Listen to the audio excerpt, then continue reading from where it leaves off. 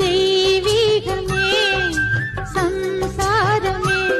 அதன் சந்தோஷமே ஒரு வானும் நிலவும் பிரிந்து வாழுமா ஏழேழு ஜன்ம பந்தம் மனைவி என்பது இதில் நீ